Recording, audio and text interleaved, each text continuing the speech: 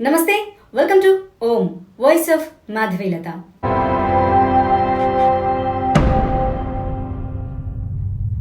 రిజర్వేషన్లు, రాజ్యాంగం. మొన్నటి లోక్సభ ఎన్నికలు ఈ రెండు అంశాల చుట్టూనే తిరిగాయి. రాజ్యాంగాన్ని మార్చి రిజర్వేషన్లు తొలగించాలని అధికార బీజేపీ ప్రయత్నిస్తోందని కాంగ్రెస్ చేసిన ప్రధాన ఆరోపణ. రాష్ట్రాల్లో అసెంబ్లీ ఎన్నికల సమయంలోనూ రిజర్వేషన్లు, రాజ్యాంగం అనే అంశాలతోనే కాంగ్రెస్ ఎన్నికలకెళ్లింది. కొన్ని చోట్ల ప్రజలను మోసం చేయగలిగారు, మరికొన్ని చోట్ల లోక్సభ ఎన్నికల మాదిరి ప్రజల చీత్కారానికి గురయ్యారు. మరోసారి రిజర్వేషన్ల అంశాన్ని ఎత్తేందుకు ప్రయత్నించి బొక్కబోర్లా పడ్డారు. తాజాగా అమెరికా పర్యటనలో రాహుల్ గాంధీ రిజర్వేషన్లు ముగిస్తామని చెప్పి దేశ ప్రజల నుంచి వ్యతిరేకత వస్తుందని భావించి ఒక్కరోజు వ్యవధిలోనే 50% మించి రిజర్వేషన్లు ఇస్తామని ప్రకటించి వెనక్కి తగ్గాడు. ఎస్సీ, ఎస్టీ, బీసీల పట్ల రాహుల్ వైఖరి ఈ స్టేట్మెంట్లతోనే అర్థమైపోతుంది. ఆ అంశాలను కవర్ చేయబోయి నవ్వుల పాలైపోయాడు రాహుల్ గాంధీ. పప్పు. రాహుల్ గాంధీ విదేశాలకు వెళ్లడం, అక్కడ దేశ వ్యతిరేక వ్యాఖ్యలు చేయటం, లేకపోతే దేశద్రోహులతో కలిసి తిరగడం లాంటివి ఈ మధ్య కాలంలో తరచూ జరుగుతూనే ఉన్నాయి, మనం చూస్తూనే ఉన్నాం. రాహుల్ అక్కడ చేసే పనులకి ఇక్కడ కాంగ్రెస్ నేతలకైతే తలనొప్పులు రావడం కామన్. దానిపై క్లారిటీ ఇవ్వడం రొటీన్ గా మారిపోయింది. ఇక పోయిన వారము అమెరికా వెళ్లిన మన చిన్నబాబు మళ్ళీ ఏం పెంట పెడతాడో అని చెప్పేసి కాంగ్రెస్ నేతలు అనుకునే లోపే తుడుచుకునేందుకు సైతం వీలు లేని వ్యాఖ్యలు చేసి కాంగ్రెస్ పార్టీని ఇరకాటంలో పెట్టాడు. భారత్ లో సిక్కులు ప్రశాంతంగా లేరు అన్న పప్పు పాకిస్తాన్ కి అనుకూలంగా భారత్ కి వ్యతిరేకంగా వ్యవహరించే అమెరికా సెనేట్ ఇల్హాన్ ఒమర్ తో భేటీ అయ్యాడు. ఈ రెండు చాలవన్నట్లు రిజర్వేషన్ల అంశాన్ని లేవనెత్తి కాంగ్రెస్ పార్టీని ఎరకాటంలో పడేశాడు మన రాహుల్ గాంధీ పప్పు. హిందూ సమాజాన్ని చీల్చేందుకు కాంగ్రెస్ పార్టీ మొదటి నుంచి వినియోగించే అస్త్రం కులం. రాహుల్ సైతం అందుకు విరుద్ధం ఏమీ కాదు. 10 ఏళ్లకు పైగా అధికారానికి దూరంగా ఉండటంతో అసలు ఏం మాట్లాడుతున్నాడో తెలియకుండా అమాయకంలో ఉన్నట్టున్నాడు మన రాహుల్ గాంధీ. లోక్సభ ఎన్నికల్లో కాంగ్రెస్ తన అంచనాలకు మించి 99 సీట్లు రావడంతో దేశ ప్రజలను మభ్యపెట్టేందుకు కులంని మరోసారి తెరపైకి తీసుకొచ్చాడు. ఎన్నికల సమయంలోనూ బీజేపీ రిజర్వేషన్లపై విముఖత చూపుతుందని, రాజ్యాంగాన్ని సైతం మార్చాలని చూస్తోందని మన రాహుల్ అబద్ధాలు బాగానే ప్రచారం చేశాడు. కొన్ని వర్గాల ప్రజలను మోసం చేసి ఓట్లు సాధించడంలో మన గాంధీ, రాహుల్ సక్సెస్ అయ్యారు. అయితే విషయం ఏంటంటే కాంగ్రెస్ పార్టీ చేసిన కుట్ర తాజాగా బహిర్గతమైంది. కులాన్ని, రిజర్వేషన్లు తన గెలుపు కోసం అస్త్రాలుగా వినియోగించుకుంటున్నాడన్న సంగతి అయితే ప్రజలకు అర్థమైపోయింది. అమెరికా పర్యటనలో భాగంగా ఉన్నటువంటి రాహుల్ గాంధీ జార్జ్ టౌన్ యూనివర్సిటీలో విద్యార్థులను ఉద్దేశించి మరీ ప్రసంగించాడు. దేశ వ్యాప్తంగా కులగణన చెయ్యాలని పిలుపును కూడా ఇచ్చారు. భారతదేశంలోని అట్టడుగు కులాల సామాజిక, ఆర్థిక స్థితిని అర్థం చేసుకోవడానికి కాంగ్రెస్ ప్రయత్నిస్తోందని చెప్పారు. అంతటితో ఆగని మన రాహుల్ గాంధీ భారతదేశంలో రిజర్వేషన్లను ముగించే అంశాన్ని కాంగ్రెస్ పరిశీలిస్తుందని పేర్కొన్నారు. రాహుల్ చేసిన వ్యాఖ్యలపై విపక్షాలు మండిపడ్డాయి. కాంగ్రెస్ పార్టీ దశాబ్దాలుగా ఈ దేశంలో అధికారంలో ఉండి కూడా ఆర్థిక, సామాజిక అసమానతలను తొలగించడంలో పూర్తిగా విఫలమయ్యారని బీఎస్పీ నాయకురాలు మాయావతి ఆరోపించారు. రాహుల్ వ్యాఖ్యలు ఓటమిని జీర్ణించుకోలేక నిరాశతో బయటపడిందని బీజేపీ ఆరోపించింది. ఎన్డీఏ కూటమిలో భాగస్వామ్యమైన చిరాగ్ పాస్వాన్ ఒంకింత ఆగ్రహంతోనే వ్యక్తం చేశారు. రాహుల్ గాంధీ ప్రకటన కాంగ్రెస్ నిర్ణయాన్ని వ్యక్తపరిచినట్లుగా ఉందన్నారు. రిజర్వేషన్ల కోటా వ్యవస్థను అంతం చేయాలనే ఆలోచన సైతం ఉందన్నారు. ఇది రాజ్యాంగ వ్యతిరేకమైన చర్యగా చెప్పుకొచ్చారు కూడా.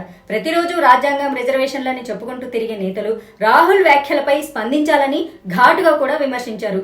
దేశ ప్రజల నుంచి తీవ్ర వ్యతిరేకత వస్తుండటంతో ఒక్కరోజు వ్యవధిలో మరో మీటింగ్ లో తన వ్యాఖ్యలను వక్రీకరించారని రాహుల్ గాంధీ చెప్పుకొచ్చాడు. సోమవారం రోజు చేసిన వ్యాఖ్యలను కప్పిపుచ్చుకునేందుకు రిజర్వేషన్ల పరిమితిని 50% పెంచుతామని యూటర్న్ తీసేసుకున్నాడు. ఈ విషయాన్ని తాము పదే పదే చెప్తున్నామని మరో ఇంటర్వ్యూలో కూడా చెప్పుకొచ్చాడు. అనేక విధానాలను సరిదిద్దుకునేందుకు ప్రయత్నిస్తున్నానని, అందులో రిజర్వేషన్లు ఒకటని చెప్పాడు. రాజ్యాంగ పరంగా అది సాధ్యమేనా, ఆమోద యోగ్యమేనా, శాంతి భద్రతల సమస్యలను సృష్టించదా అని యాంకర్ అడిగిన ప్రశ్నకు మౌనంగా ఉండిపోయాడు మన రాహుల్ గాంధీ అన్నమాట. యాంకర్ లేవనెత్తిన ప్రశ్నలను వివరించడానికి సైతం రాహుల్ ఇష్టపడలేదు. ఇందుకు కారణం ఆ అంశంపై రాహుల్ గాంధీకి స్థిరమైన అభిప్రాయం లేకపోవడమే. అందులో భాగంగానే రిజర్వేషన్ల రద్దు అంశాన్ని లేవనెత్తడం లాంటిదన్నమాట. ఇక మన రాహుల్ కాక గురించి అందరికీ తెలుసు. కులగణనను నిర్వహించడం గురించి రాహుల్ గాంధీ ప్రతి సభలోనూ చెప్తున్నప్పటికీ కాంగ్రెస్ పాలిత రాష్ట్రాల్లో దాన్ని నిర్వహించడంలో విఫలం కూడా అయ్యారు. కర్ణాటక, హిమాచల్ ప్రదేశ్, తెలంగాణలో కాంగ్రెస్ పార్టీ అధికారంలోకి వచ్చి 9 నెలలు మించిపోయింది. అయినా ఆయా రాష్ట్రాల్లో కులగణనలు చేపట్టలేదు సరికదా, అటువైపుగా కూడా ఆలోచన కూడా చేయడం లేదు. ఈ ఉదంతాలే కాంగ్రెస్ పార్టీకి కులగణనపై ఉన్నటువంటి చిత్తశుద్ధిని నిరూపిస్తున్నాయి. అమెరికాలో జరిగిన ఓ పబ్లిక్ ఈవెంట్ లో రాహుల్ గాంధీ సోషల్ మీడియాను ప్రభావితం చేసే వారిలో అత్యధికులు అగ్రవర్ణ వర్ణాల నుంచి వచ్చారని పేర్కొన్నారు. సోషల్ మీడియా ఇన్ఫ్లుయెన్సర్స్ కులాలను గుర్తించడానికి ఎలాంటి సాధనం లేదు, వారి చివరిలో అందుకు సంబంధించిన గుర్తింపు పెట్టుకుంటే మినహా. ఇకపోతే దీనికంటే ముందుగా అందాల పోటీల్లో దళితులు, గిరిజనులు, ఓబీసీలు లేరంటూ పేలవమైన ఆరోపణలు చేశారు. మిస్ ఇండియా అయిన వారిలో ఎవ్వరు ఎస్సీ, ఎస్టీ, ఓబీసీ మహిళలు కనిపించలేదన్నారు. టాప్ మీడియా యాంకర్లు సైతం లేరని, జనాభాలో 90% మందికి వీటిల్లో ప్రాతినిధ్యం లేదన్నారు. రాహుల్ గాంధీ చెప్పిన మాటలు ఆయా అంశాలపై ఆయనకున్నటువంటి అవగాహన అయితే తెలియజేస్తుంది.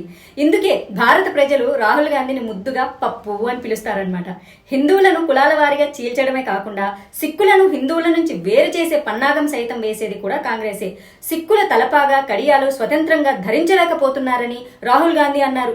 ఈ అంశాలపై భారత్ లో ప్రస్తుతం ఘర్షణలు కూడా జరుగుతున్నాయని అసత్య ఆరోపణలు చేశారు. రాహుల్ వ్యాఖ్యల్ని ఖలిస్తానీ ఉగ్రవాది గురు పత్వంత్ సింగ్ పన్ను సమర్థించడం వారిద్దరి మధ్య ఉన్న స్నేహాన్ని అయితే బహిర్గతం చేసింది. ఇక రాహుల్ గాంధీ వ్యాఖ్యలను కేంద్ర మంత్రి హర్దీప్ సింగ్ పూరి అయితే ఖండించారు. 1984లో సిక్కులకు వ్యతిరేకంగా ఓ కార్యక్రమం చేపట్టారని, అందులో సుమారు 3000 మంది అమాయక ప్రజలు మరణించారన్నారు. అప్పట్లో సిక్కులు తలపాగాలు ధరించకుండా క్లీన్ షేవ్తో తిరగాల్సి వస్తుందని, అందుకు కారణం కూడా కాంగ్రెస్ కాదా అని ప్రశ్నించారు. కులగణన అనే అంశాన్ని కాంగ్రెస్ సహా రాహుల్ గాంధీ లేవనెత్తేది కేవలం హిందువుల్ని చీల్చేందుకే అన్న విషయం స్పష్టంగా అర్థమవుతుంది. ఇది కాంగ్రెస్ జీన్స్ లోనే ఉంది. ఈ విషయాన్ని బీజేపీ అనేక సార్లు చెప్తూనే ఉంది. అమెరికాలో రాహుల్ గాంధీ చేసినటువంటి వ్యాఖ్యలు బీజేపీ చెబుతున్న విషయాలకు బలాన్ని చేకూరుస్తుంది. మరోవైపు కాంగ్రెస్ పార్టీ రిజర్వేషన్లకు అనుకూలంగా ఏనాడూ లేదు. జవహర్లాల్ నెహ్రూ నుంచి ఇందిరాగాంధీ వరకు అందరూ వ్యతిరేకించిన వాళ్లే.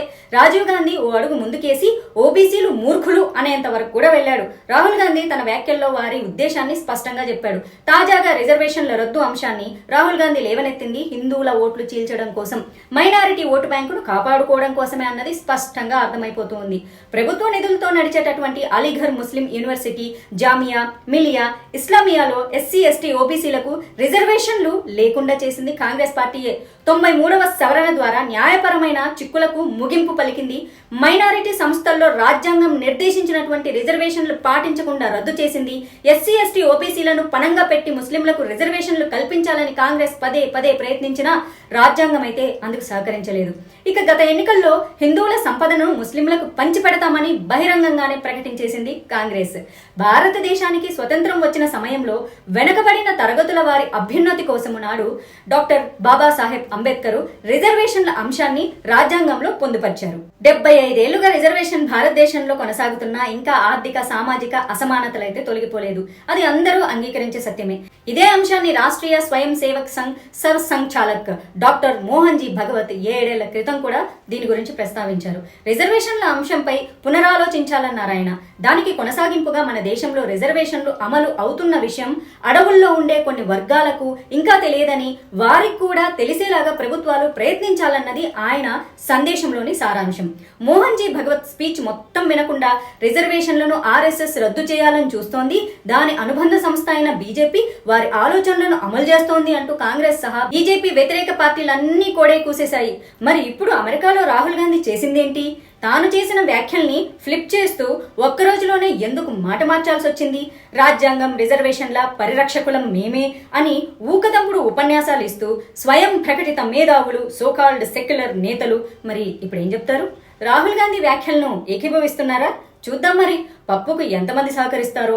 భారతీయులుగా రాహుల్ గాంధీ దుష్ట ఆలోచనలను తిప్పికొట్టాల్సిన అవసరం అయితే మన మీద ఎంతైనా ఉంది. ఎందుకంటే మనందరం భారతీయులం. ఎక్కడో అమెరికా దేశంలోకి వెళ్ళి మన భారతదేశం గురించి, కుల వ్యవస్థల గురించి, లేకపోతే రిజర్వేషన్ల గురించి మాట్లాడడం అన్నది మన దేశానికి ఏ రకంగానూ శ్రేయస్కరం కాదు. దీని గురించి మీరు కింద కామెంట్ చేయండి. నేను మీ కామెంట్స్ అన్నీ చదువుతాను. మళ్ళీ ఒక మంచి వీడియోతో మీ ముందుకు వస్తాను.